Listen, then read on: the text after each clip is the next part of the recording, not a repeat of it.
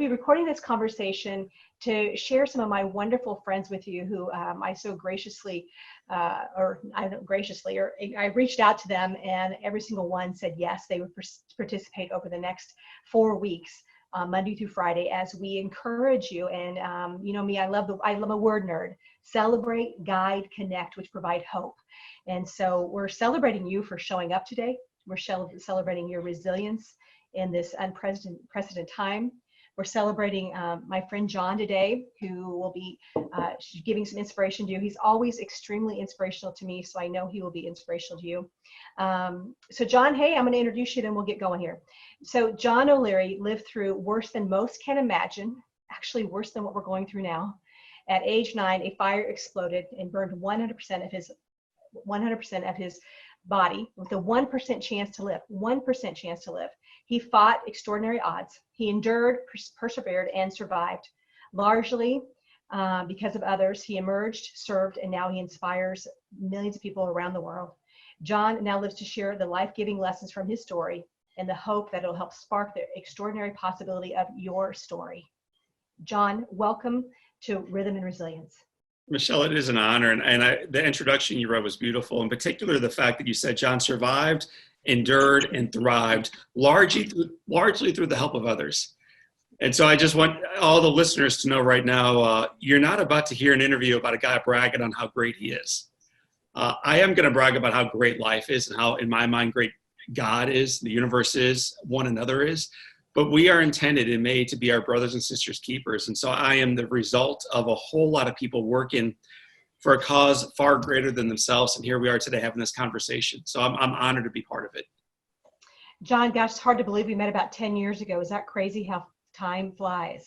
Yes, I'm aging. You're not. So you and I are going to pass like ships in the night here pretty soon. But yeah, it was 10 years ago. And we connected then and we remained friends ever since. It's rare that you find someone you meet in the professional space that as you get to know them, you look up to even more in the personal space. And that's how I feel about you, Michelle. Well, John, it goes right back at you. And I want to share with our listeners a part of your story I remember, then I want you to tell them your story. Okay, John, and I was sharing this story this morning with somebody, as a matter of fact, giving some hope and encouragement to them as well. And John, what I remember most about your story is you were in the hospital, and I'm going to paraphrase it a little bit. You were in the hospital, and your mom and dad are coming down the hospital corridor, and I am starting to tear up even telling the story. And your dad's saying, "Where's my boy? Where's my boy, John?" Right? But your mother comes to your side, John, and here you are, 1% chance to live. And what I remember of this story, which I will remember every single time I talk to you, and even when I don't talk to you, is when your mother said, "John, do you want to live?" John, take the story from there, will you? So it's the day I got burned. And so you're looking at an older version of that little boy today. I'm 43 years old, but at age 9, I was burned on 100% of my body. And 87% of those burns were 3rd degree. So for my neck, you see my hands, they've been amputated from the knuckles down. But from my neck to my toes, it's 3rd degree. So the skin is not naturally mine. It's been grafted from my scalp. So she walks into this situation that is, you don't prepare for a pandemic. How can you? But at the same time, you don't prepare for individual crisis in your own life. How can you? So this middle-class mother, this school teacher mother, this wonderful lady mother walks into this room, and her 9-year-old is laying there with no skin and no clothes on. She walks right over to me. She takes my burned right hand in hers. She pats my head, Michelle, and she says, "Baby, I love you," which just took all my thoughts away from me for a moment, because I had been so worried how mad she was going to be because I burned down her house is my 9-year-old rationale. And now I realize she's not mad about the house. She's worried about me. And it changed my whole perspective. So I looked up at her and I said, "Mom, am I going to die?" And her response was, "Baby, do you want to die? Do you want to die? It's your choice. It's not mine." And I said, "Mama, I don't want to die. I want to live." And her response was, "Good. Then baby, look at me. You take the hand of God, you walk the journey with God, and you fight like you never fought ever before. Your Father and I will be with you. You're not on your own, but you got to choose this thing." And so that was like page 1 of this story forward. I think it's page one of all of our stories forward. Like you got to make a decision in spite of the headwind and economic crisis and pandemic blowing its wind toward us. How do we choose to opt into this thing? How do we choose to take the next best step? We chose life. And it's been a difficult journey for the 5 months in hospital, through amputations, through dozens of surgery, years of therapy, a lifetime of some challenges. But it's a choice I make even today in April 2020, a choice to live boldly today. Well, John, there's so much to the story, and our listeners can find it and they can hear more about it. And we're going to get to more of that story. But really, I really want to dive into today. And I was listening to one of the podcasts I listened to, Elevate Church today, and it said, "Stop wasting today's strength on tomorrow's battle." Woo. And I think about the battle that you had to endure. How many days were you in the hospital, John? Well, so let me just say this, Michelle. Anytime I'm on a podcast or listening or hosting, I'm always looking for like the bumper sticker moment. Like the thing where if you had a couple beers this afternoon, you might go to a tattoo parlor and put it on your right bicep. That right there, what you just said right there was one of them. Don't waste, and I'm going to get this a little bit wrong, today's strength on tomorrow's battles. Mm-hmm. Is that right? Yeah, stop wasting today's strength on tomorrow's battles. And where are we spending our strength today? It's almost entirely on tomorrow. Whether that's Tuesday, way down the future, or next Tuesday, or 3 months, or 12, like our whole vision is going away from where we are today into what might happen tomorrow. And I had a conversation earlier with a friend of mine who says, you either get to live in faith or fear, and you can't do it both at the same time. Very similar sentiment. So you asked about how long I was in hospital. I was in for 5 months, and I'm 9 years old. I see some little kids on the screen right now, so I'm probably about one of their ages. I'm a 9-year-old boy. I'd never spent a night away from my mom and dad before then. I'm not an adventurous little guy like that, so I'd never been anywhere. And now I'm spending night after night, then week after week, living somewhere where I did not want to be. But what in part helps me get through that, two things. Number one was this big, bold vision for tomorrow, not a negative one, not a vision of death and headwind and recession and misery, the vision that we are being fed in the media and in social media today. That was not the vision. The vision I had was a vision of homecoming, a vision of reunion, a vision of health, a vision of life, and a vision of possibility. So that's one. It was this grandiose vision of where we were going together. And then secondly, this idea of living present in the time that we had. We waste a lot of our energy on tomorrow, Michelle, as you know. And so I was blessed to invent myself as a little boy in being highly focused on where I was right then. And by the way, when you're focused on where you are now, it's actually usually full of a lot of joy. Like I'm drinking a little ice water right now out of my teacup. But as you were doing the introduction, I took a sip of this and thought, my God, this water is so good. Like little baby joy that you miss if you're focused on the misery of tomorrow. So I'm trying to live present in the joy of the day. And if you're there for it, it's everywhere around you. It's in the flowering magnolias out many of our doorways right now. John, I'm thinking about, and just so our listeners know, we did not prep for this conversation. We're just our friends from the last 10 years. We actually I saw you, John, maybe 2 years ago when I was in St. Louis. We exchanged texts and emails, about 2 or 3 times a quarter. But John, what I'm thinking about is 5 months. So let's say I'm thinking about the future for just a moment. John, I'm thinking about your 5 months. And all of a sudden, my 5 months, or whatever it looks like, looks a ton better than 5 months. Because if I remember your story, John, were you laying face down most of the time in a hospital bed for 5 months? It was one or the other. So when they were doing skin grafts on the back of my body or my rear end or the back of my legs, skin won't grow if you're laying on that part. So they flip you over like a little pancake. So usually a couple of weeks at a time, I would be on my belly, or a couple of weeks at a time, I'd be on my back. But either way, I'm an adventurous, athletic, little baseball playing 9-year-old who is now tied down to a hospital bed for 5 months. Wow. What a story you have. And once again, our listeners can find you more online and on your podcast, Rising Above. Rising Above. But let me also say this. What if the little boy could just shut his eyes and wake up 5 months later? And what if you could do that today? Because I think, and Michelle, you hinted at this, we're a month into this storm.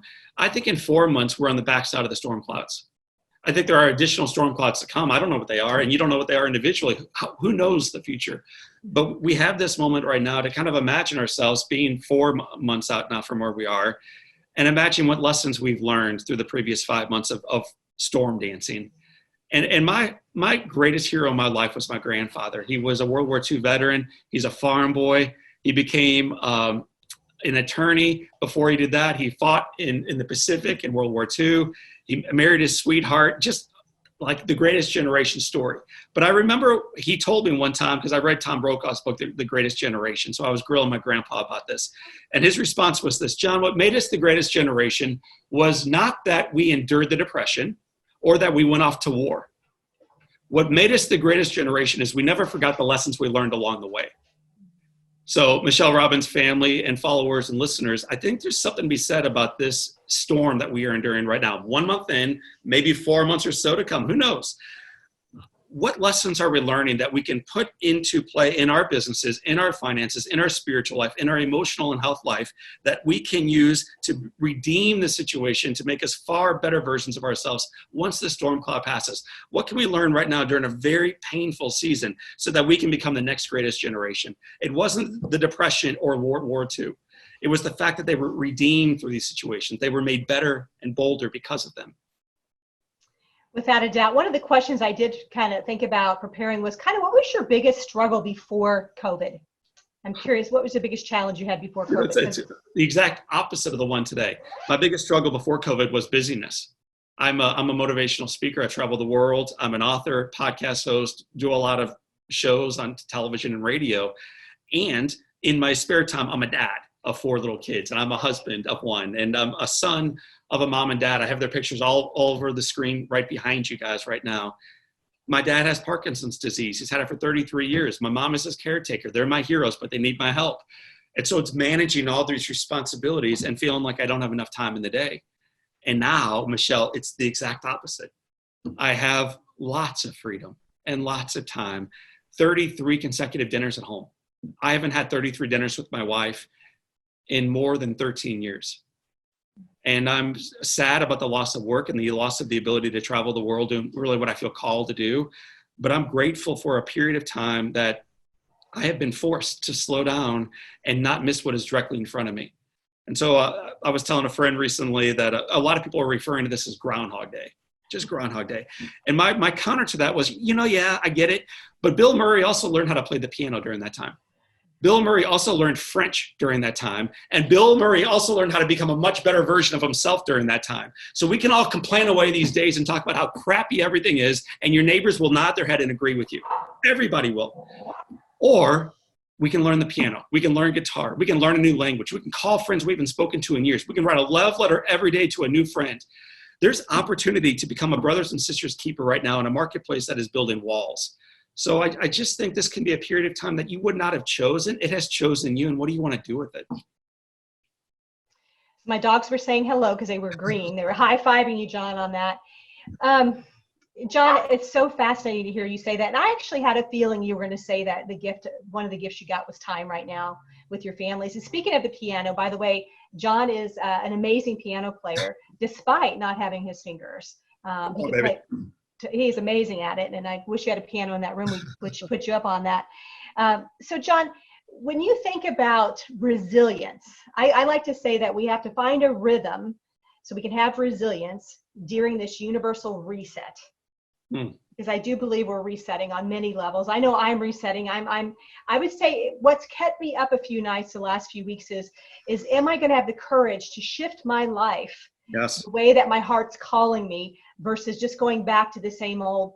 So that's what's stirring in my heart. And so I'm curious for you, what problem have you had to solve with creativity right now? Because you're on the road a lot. You're a paid motivational speaker, by the way, one of the best in the world. So I want to tell you, you guys are in it you're having an amazing treat today, getting to have one of the best in the world. And I've heard many speakers, and John is by far one of the best.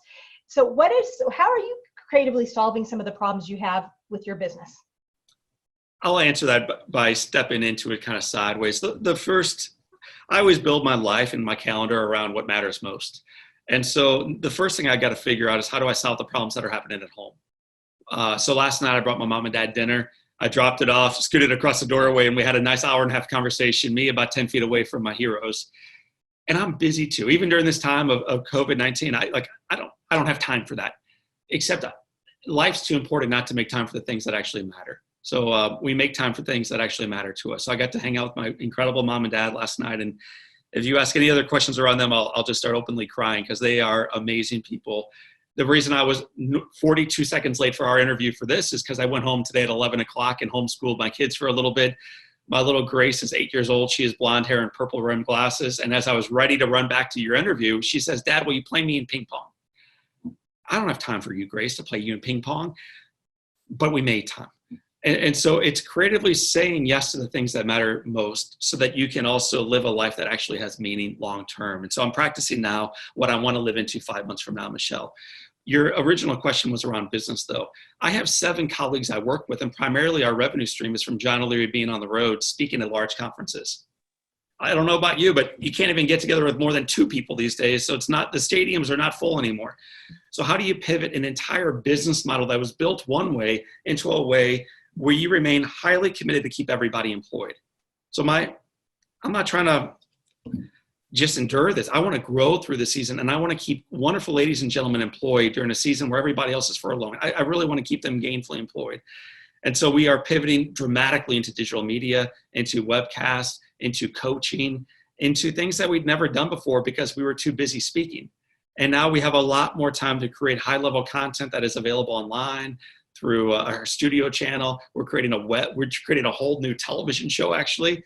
So it has forced us to think way outside the box. And that's one of the beautiful things that always comes out of necessity. Like it demands, when in 1963, September 12th, when JFK stood at Rice University and said, by the end of this decade, we're going to go to the moon and return safely.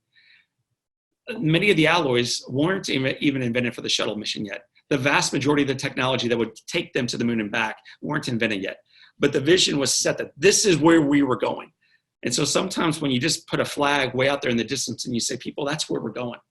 I don't know how we're going to get there, but we're going to get there together. And when we get there, we're going to become better versions of ourselves because of it. And we're going to touch lives along the way.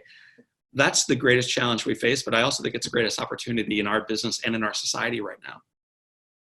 Oh, that was a lot to unpack right there, John. But I'm thinking about connection, and my business is called Your Wellness Connection. And how do we reconnect? And I remember sitting in my old office, so it's been about 24 years ago or so, and thinking of the name Your Wellness Connection. Think about how do we help people reconnect back to themselves?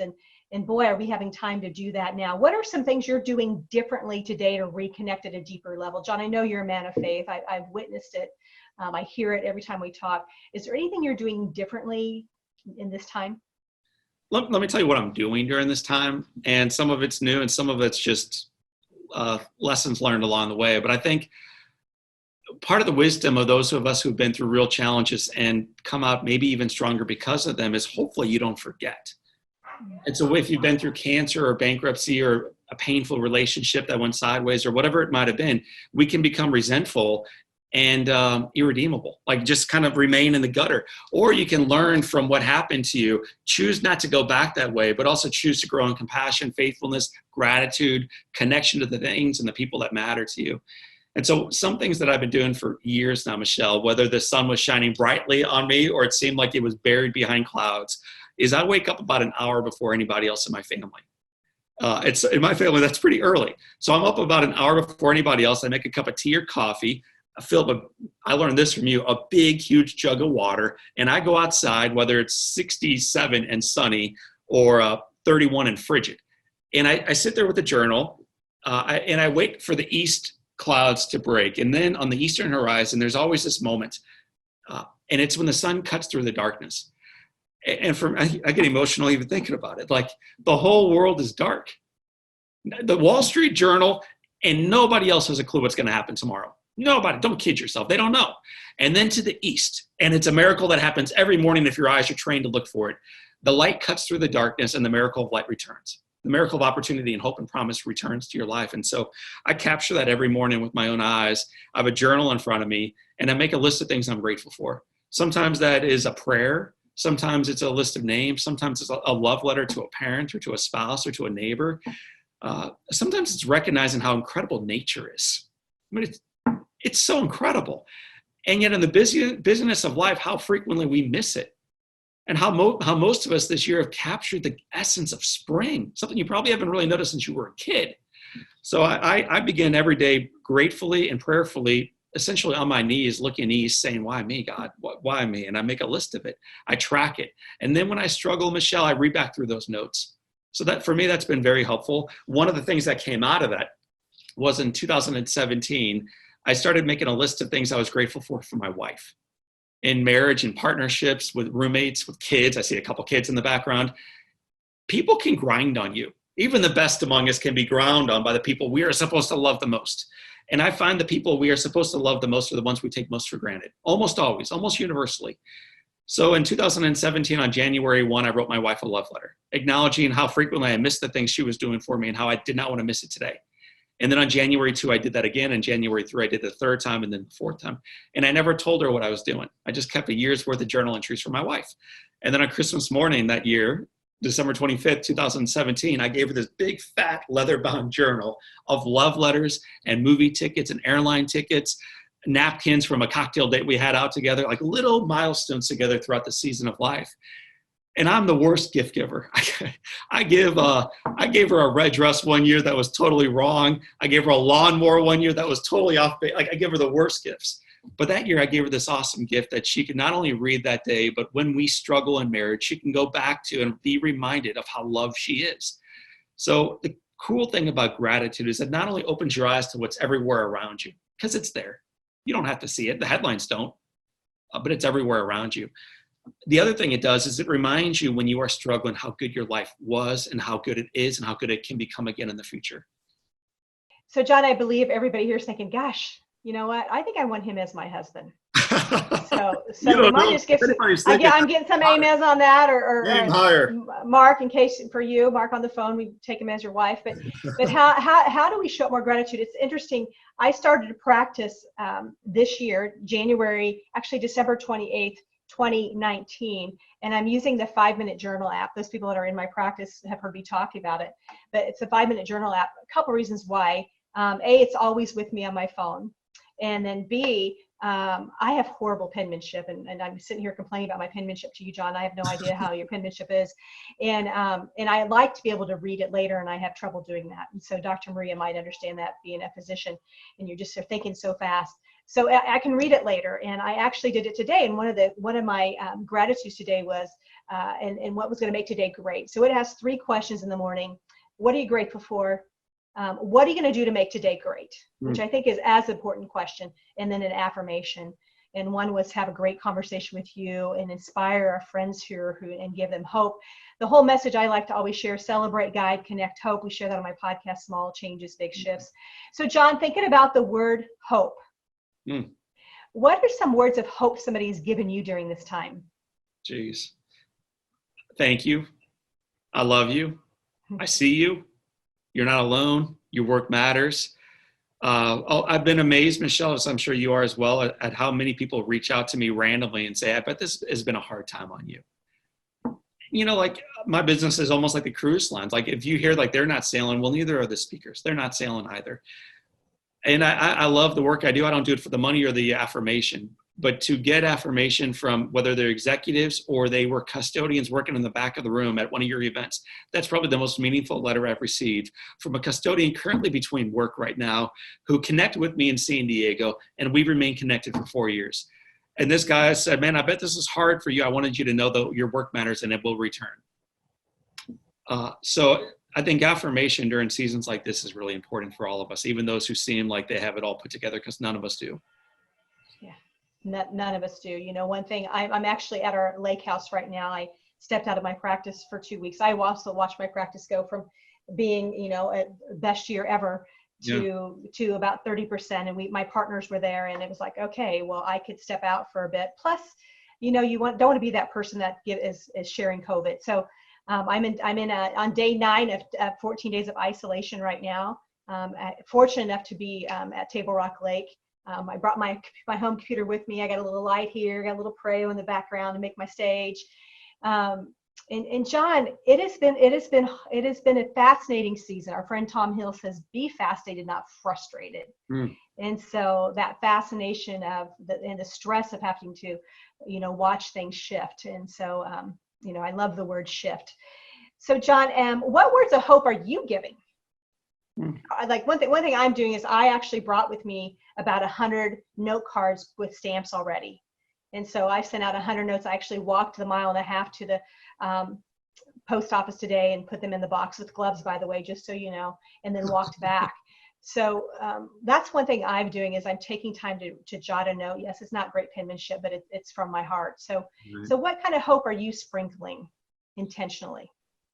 Well, I think there's hope that you sprinkle into your own life. There's hope you sprinkle into those that you love most life.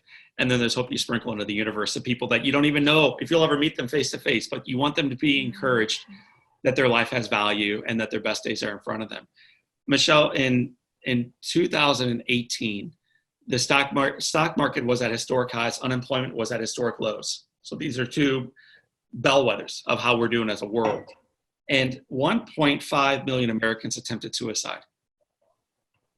And that was when things were good. That was when COVID-19 was never heard of. And that's when the idea of being between jobs, how could you? We got the Trump bump, baby. Everything is good. We got this thing figured out. Life is awesome.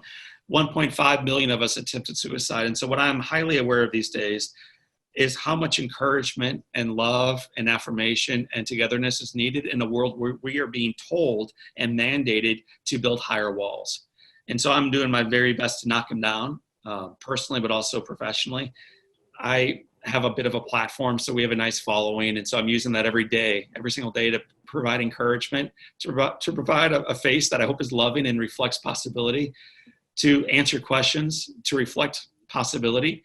So that's part of what we're doing. I also, like you, I write a lot of handwritten notes. I also send out a lot of video notes. So I'm just going through my phone, and about, I don't know, 5 different people a day, I'll just randomly send a little video love to. I just, hey, Michelle, it's John. You came across my mind today. I just wanted you to know, I think you're beautiful. I think your work matters. And I think you're awesome. If you ever need anything, I'm first in line. And then hit send and do it again and again and again. And I really mean it. I think a lot of people are trying to monetize this crisis in one way or another.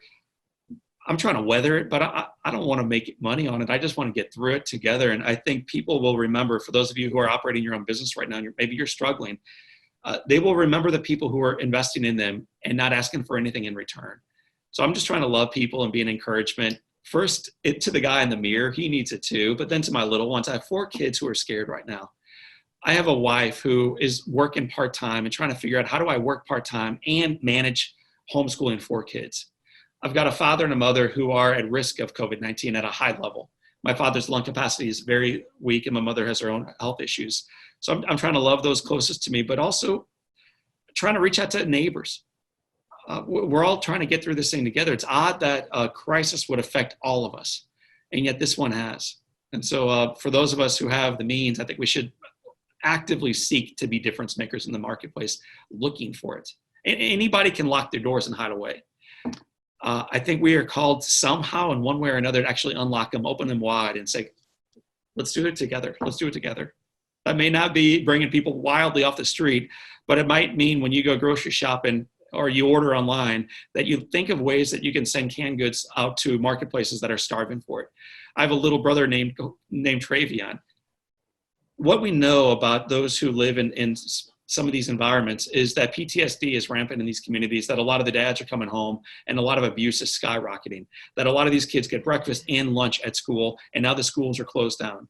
So this is a crisis that is affecting people like me and you, but it is dramatically affecting those who are considered by many least among us. So we got to reach out and love them in ways that are unique and personal just to them, but we can be part of that. John, that's probably one of what's got my heart the most, is these kids that are at home in possibly abusive situations, or spouses that are in abusive situations. So we have to continue to pray for them. John, and to our followers, we're going to, if you want to type any questions, now's a good time to do that. We're going to start to go to our question segment here in a little bit. But as you can tell, John is an amazing storyteller. And John, the other story I think about is, I'm thinking about heroes, and we all have heroes and sheroes in our lives. The people, and it could be the person that is at the grocery store who looks you in the eye every time and serves you with so much love. John, you mentioned your parents, and without a doubt, and I want our listeners to get your book. While you've got time right now, get John's mom's book first of all. That's the first book to read, and then read John's book, because that's what called him into some of the work he's doing. John, tell the story about Mr. Buck. Can you Oh, tell the story about Mr. Buck? yeah, and his picture's up on the wall right behind you again. But the context is this. Jack Buck was a radio announcer in the Midwest. He's a Hall of Famer. He's in 7 different Hall of Fames. So you may not have heard of Jack Buck, but you would have probably heard of his son, Joe Buck. He calls the Super Bowls. He calls the World Series. He's a celebrity. I really like Joe Buck a lot, but I loved his dad because dad was broadcasting during my era, the late 70s and 80s. I got burned in 1987. Michelle, I'm tied down to the hospital bed. I can't move. I can't see because my eyes are swollen shut. And I can't talk because they had me trached. You know, you hear about these respirators now. Well, I was on one for months in the hospital. I get the need for oxygen. I had that myself. And I can't do anything as a child, but I could pray and dream and have hope, and I could listen. And the day after I got burned, Jack Buck came into this room, and I'll never forget when he walked in, and the first thing he said was, "Kid, wake up. Wake up. You are going to live. You are going to survive. Keep fighting. John Oleary Day at the ballpark will make it all worthwhile." And then he said, "See you soon." He walked out of that room. He was told by the staff that the little boy he just visited was going to die. There's no reason for hope. He leaves that room. And when you get a diagnosis like that, Michelle, Robin, in class, many of us just believe it. Many of us believe that the best days are behind us. That's what you heard night after night for the last 4.5 weeks. Jack took it home. This is a greatest generation guy. He never forgot the lessons, though, that were imparted in him during that time. So the following day, a little boy named John Oleary, in a hopeless situation, tied down to a hospital bed, is dying, the world thinks. And then one guy cuts through the darkness. He opens up the door, walks back in, and he says, "Kid, wake up.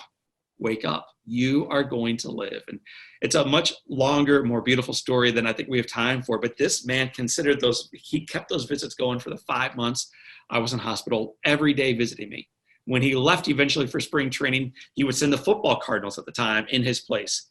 Every night he would talk about it on the radio, saying, "How's my little kid, John Oleary, fighting for his life in a hospital bed in St. Louis? We're thinking about you and we're praying for you, kid." And as a little boy, hearing that voice night after night, encouragement matters. Despair matters too. It will have an equal effect on your life. One will bring you down, the other one will bring you up. Choose wisely in what you tune in into. Really, this is big. Your choice to tune into Michelle's program is wise, because most programs out there are encouraging death right now. They're telling you how bad things are, and they're going to tell you more at 10. Jack was telling me how good things are, and it's going to get better. Fight for it, though. Fight for it.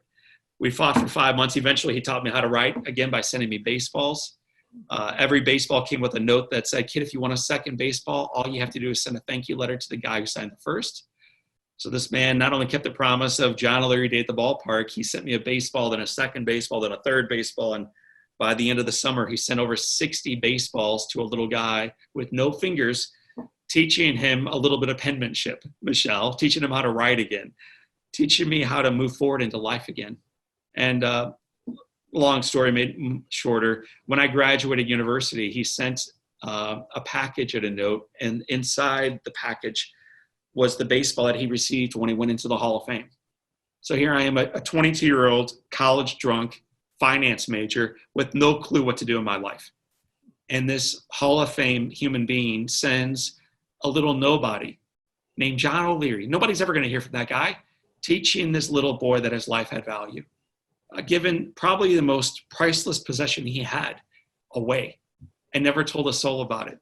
So when I had my own child, my firstborn, his name is Jack.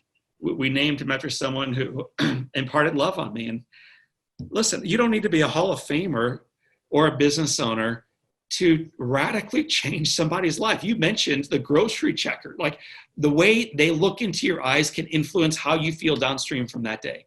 The way a barista serves you a coffee can radically change the morning that unfolds in front of you. We have the ability, you don't have to use it, but you have the ability to profoundly shape someone else's life. We call it the butterfly effect. And it's real. And I think if we on this call, Michelle, can inspire a couple hundred people to pick it up and use it, we can change the world. We can use the coronavirus for something far greater than the death that it's currently causing. And that's not to diminish this pain, because this is painful, this is sad. And yet, so one of my favorite words, like sentences, and yet. So rather than ending everything with a period or a but, And yet, what can we do to ensure that it's not wasted? I'm curious for the people on the call with us today is what's your and yet? And I'd love to hear from you. Help us, if you feel called, don't feel no pressure. You could just show up every day or not show up, but help us make the shift, because we've got to get the good news out there. We've got to get the good news out there. And we are going to, I know I'm going to be better on the other side of this. I know it. I believe it. I have faith in it. Doesn't mean I don't suck my thumb for a few moments. I'm not sucking my thumb all day anymore. I have moments, and then I say, okay, I put on a podcast, or I grab a book, or I text a friend, or I get outside of myself, and next thing you know, I'm on again. So if you have questions, now's a great time to write it. John, this is a question that my friend Mary Beth Gentry made me think about. She runs a group of girls in Wyandotte County, which is one of the poorest counties, not in Kansas, in the country, by the way. Yes. It's in the top 5 of infant mortality. But she shares, and she's not able to get in front of her girls right now. But she said this to me this week. I'm kind of doing a little call with her and her team daily. And she said, we all have medicine to share. So for our listeners, and John, I believe part of your medicine is giving hope and inspiration and encouragement. What am I missing there? What other medicine do you give that I don't know about yet? So I always find what you choose to focus on expands. And so, Michelle, I'm not a big reader of bad news. I just realized for a long time, the media's primary job is to sell ad space. If you think they're there to tell you truth, and this is not a political statement, I'm not saying I'm a Republican or Democrat by saying this, but I'm telling you this right now. They are there to sell commercials. Please understand that. Please understand that. In 2017, this is when everything was good, supposedly, 94% of news stories were negative. This is according to Harvard Business Review. 94% of news stories in a very healthy period of society were negative. So if you think this is new, it's not. There were words written 2,700 years ago. They apply today. The words are these: there is nothing new under the sun. There's nothing new under the sun. So if you think this COVID-19 thing is all new, it's never been like this before, there's nothing new under the sun. So what do we choose to focus on right now? When I began focusing on COVID-19, and I did as my business fell apart, and as we had to tighten our belt at home, and as we had to make some really difficult decisions, I was having nightmares. I never had nightmares, even when I was in the hospital. So I've never had nightmares. And then for the first week and a half, I was waking up every night like in tears, thinking how crappy everything is and how bad it is out there. And then I stopped reading every headline. And I stopped becoming an expert on what's happening in Italy and Spain, things I don't have a whole lot of influence over right now anyway. And I started owning my own little garden in the backyard, things that I can control, what I can do for Big Brothers Big Sisters of Eastern Missouri. Can I make a difference for you guys as you try to get lunch out there to these kids in crisis mode? I can do something here. I can't help in Spain right now. We'll come there later on. So I'm trying to focus on the things that I can do. It's allowing a whole lot of that negativity to dissipate. And it is amazing how empowering it is to realize you can't change the world, but you can change parts of it. And so I'm not worried so much right now about what's happening everywhere, but I'm very, very, very worried what's happening in my part of it. And rather than complaining about it, I'm trying to solve for it. So that's one thing maybe you should know. Another thing you should know is, as a guy who is ferociously optimistic, I'm trying to see the silver lining while it's pouring out right now. And I'm trying to grow in my faith. This is for us in our faith walk. This is Holy Week.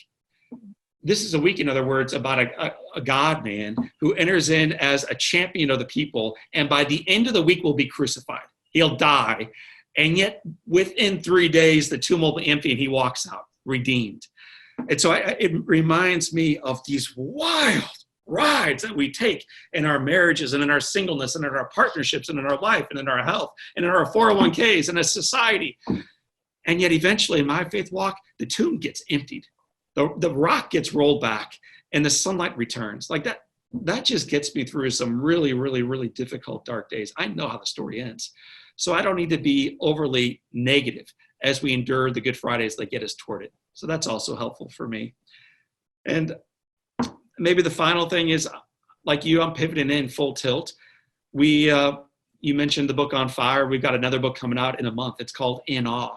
In Awe, I wrote it about 1.5 years ago. It's about returning to the childlike wonder we once all possessed, which is to say, when you believed that life was good, when you were able to hold the hand of someone who looked very different than you, when you're able to look at people who had different skin tone, ask a question, and once they say, oh, I'm just born that way, it's behind you. When you were able to be less judgmental, not only about others, but about yourself. When the ego wasn't yet in the room. When you believed that anything was possible, and each day you were proving it out. And so I wrote this book for a time when I thought we needed to slow down and recognize how good life is. And now we're in it. Wow. And now we're in this moment where we can choose to curse the rain, or we can put on a swimsuit and dance in it. I drove to work last Tuesday, and it was 54 degrees in St. Louis, similar weather pattern to Kansas City. There were kids in the front yard next door to me running through the sprinkler. The little girl had a two-piece on. The little boy had his swim trunks on. Mom was probably inside losing her mind, homeschooling 5 kids. But 2 of them were outside, probably without her permission, running through the sprinkler. It's 54. Having the time of their life, people. So we can curse the cold weather. We can curse what's happening around us, or you can get your swimsuit and go dance in it. Your choice. Dancing in the rain. Well, we have a couple questions, but it makes me think of, I just interviewed Austin Perlmutter, who's an MD. He used an acronym, TIME. T, kind of limit your time on television, yes. Social media. I, be intentional. M, be mindful. I don't remember E right now, so we'll just stop at that. But there's a question from Eleanor. What book are you reading right now? So we're reading the book called In Awe. Okay, I'm going to hold this up because every day I'm reading this little book to my kids. On the front of the book, and at first when they produced the very first cover they had, I think this is funny. The very first cover they had, they sent it back to me. These are guys in New York. And it was a picture of John O'Leary on the cover with a tie on. I hate ties. So I'm wearing a tie, and I'm like this. So then I emailed back, did you guys read the book? Did you read the book? So they're like, yeah. So anyway, they then sent me back a copy that was very professionalized. And I'm like, did you guys read the book? So then finally they sent me back this cover with a big, happy, brilliant, bright blue sky on it. And this little red kite, no hands, no skin color, none of this stuff that separates. Just this evidence of light and possibility and freedom and hope and play. So I wrote back, I think you guys got it. So I'm reading this book right now to my kids. It's the first book I ever wrote was dedicated to my wife. And it begins the book on fire like, Beth, thank you for choosing to take my hand the night we first met, which is true. And my hands don't look like anybody else's hands. So the fact that a 19-year-old girl who remains the prettiest girl I've ever met decided to take the hands of a guy who is radically different than anybody else speaks not to me, but to her. Like, that's her heart, Michelle. She's just an amazing woman. So I said, thank you for taking my hand back then and for taking it every day for the last 18 years. And then I went on from there. But this book is dedicated to my kids. They haven't read it yet. So it's releasing in 3 weeks. And so every night I sit around the dinner table and I read them one more little section of this book that I wrote for them. And I'm just going to read you the introduction right now because I think it speaks to what we all feel, I think at least. So here's the introduction. To the little ones who ensured my life would never be the same. Jack, Patrick, Henry, and Grace. Because of you, I am more daring, I am more loving, and I am more alive. Let this book remind you always of all you taught me and how much I love you. And, my children, as the years pass and you forget to live these lessons yourself, because they will. We adults always forget. Let this book remind you to reclaim what remains possible always within you. And then below that is a little quote from Nancy Tillman. She wrote the beautiful book On the Night You Were Born. And it says this. So kids listening right now, whether you are 9 and 11 on Angela's screen, or you are 64 on someone else's screen. So children, that little one is still within you. That little one that wants to fly a kite and run through the sprinkler, she's still there. Let her out, put on the 2-piece. Here are Nancy Tillman's words to you. On the night you were born, the moon smiled with such wonder that the stars peeked in to see you. And the night wind whispered, life will never be the same. Life will never be the same. The likelihood of us being on this call and in this room and on this earth, it was scientifically studied, the likelihood of your father and your mother connecting at just the right moment. We'll leave the science class right there. We won't go any farther, okay? But the likelihood of them connecting right on time is less than 1 in 400 trillion. 1 in 400 trillion. It is impossible that you are here, and yet you are. I just think it's the greatest miracle that we are alive, and frequently we yawn our way through life, or we curse our way through life, or we go kicking and screaming our way all the way through life.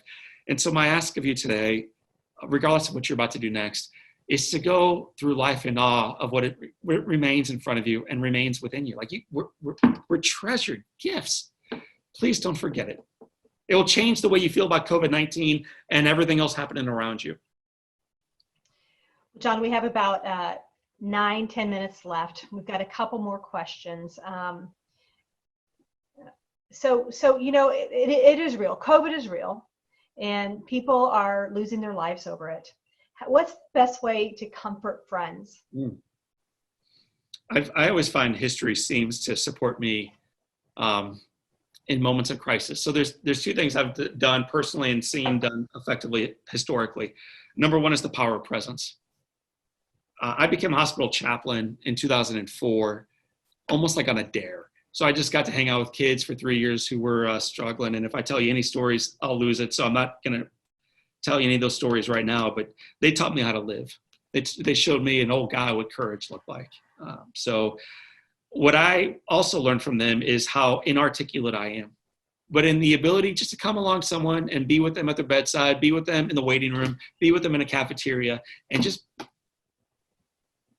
being. It was so much better than anything I could have said. I get paid as a speaker these days to say the right things at the right time. But I think the most powerful thing we can say is not what we say, but in showing up for one another. And the beauty of technology, I mean, I'm looking at all your faces, Dorothy and Diane and Mark and everything. Like, I can see you, you can see me. This is presence. None of you have said a word yet that I can hear at least. You're present. I see your face. I see your eyes. I feel your heart. And so don't underestimate the power of your presence to pick up a Zoom call, a FaceTime chat, a handwritten note and say, I see you. I love you. You're not alone. And we're going to get through this thing. We're going to get through this thing. So the power of presence is the first. And then the second, to kind of argue against everything I just said, is the power of vision.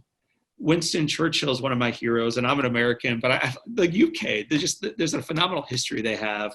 And here they are with their tails between their legs coming back from Dunkirk. The Nazis had just proved to all of Europe who was king of kings at this point. France was laying down. They just surrendered. The army is coming back on little pontoon boats, right, shipped across the English Channel. They're bombing London, and Churchill is in the House of Commons, and he gives this magnificent speech. But near the end of it, he says, in 1,000 years from today, this island nation will look back on what we did today and say, yes, indeed, this was their finest hour. This was their finest hour. And I don't hear anybody right now championing that in our lives. This was your finest hour. We're hearing, what are you drinking tonight? What are you watching on Netflix tonight? It's like, how are we going to get through this crap stone just before the doors open up so I can live my life again? Man, I want to hear people saying, this is our finest hour. These nurses, the doctors, they're risking their life for us. This is their finest hour. The trashmen continue to do their work for about minimum wage. They're risking their lives for us, and they're getting sick in the process. This is their finest hour. The mailman, my father-in-law was a mailman. This is their finest hour. They have not stopped delivery. The ladies in the grocery store somehow are stocking the shelves. God, this is their finest hour. This is our finest hour. So we can be bored by it, or we can say, this is our chance to not only let them shine in the light, these men and women who are still working adamantly on our behalf, but also those of us who are stuck right now in quarantine. This can be, Michelle, you dropped off 100 love letters today. It's your finest hour. So don't let this hour pass before recognizing that it's a chance for you to harness it. Finest hour. Well, John, you have been one of the finest hours we've had in the last 4 weeks. I want to remind our followers, people on the show today, think about getting John's new book in on. No one came on the show because I've said I promote them, just so you know. It was a text or a phone call. Hey, I'm thinking about doing something, because I keep hearing these words, rhythm and resilience, during the reset. You're going to find your new rhythm, just as I am finding a new rhythm, and we're going to be resilient. I promise you that we're going to be through this. I know how the story ends as well. I believe that, especially during this Holy Week. So John, you have been an inspiration of hope. I would encourage our followers in the chat notes, and I'm going to unmute you, Eleanor. Eleanor, how can people, what's John's site? What is it? So I went ahead and linked his podcast and his book In Awe in the chat. So you are welcome. That'll take you to some of his subheadings. JohnOlearyInspires.com. And he also has a Motivational Monday blog, I noticed. So maybe after this call, we can go check out some of the blog posts. And and once again, we've recorded this, so we're going to send it out to you. I'd encourage you to listen to it with your family or share it with your friends so that we could help put as much good news out there as there is bad news, as much good news as we can. John, I want to once again celebrate, guide, connect, which provide hope, which you've done that. So awesome. You kicked off the Rhythm and Resilience series. Tomorrow, our followers will be Shemaine Tate, who's an acupuncturist who I've worked with for the last, 13 years. And she'll be sharing some of her wisdom with you. John, as we close, I want to tell you how you've inspired our audience today, because I'm looking at the show notes over here. And first of all, thank you so much. Thank you for your time. Thank you for your time today. Very well spent hour. Wonderful, wonderful. Life is morphing into a new normal. We will be great. So much hope. Thank you. Thanks for the lift. Very cool. Thank you, Michelle and John. Hearing your words of encouragement, just a great way to kick off our week. And then amazing conversation today. Thank you for your encouraging words. Literally, this is one of the most inspirational things I've had for weeks. My encouragement to John is that he has changed my day and my week. Thank you for reorienting my whole focus. I'm in tears reading that, John. And John, how and for once again for our people listening today, I look forward to seeing you tomorrow. John, I want to tell you how you inspire me.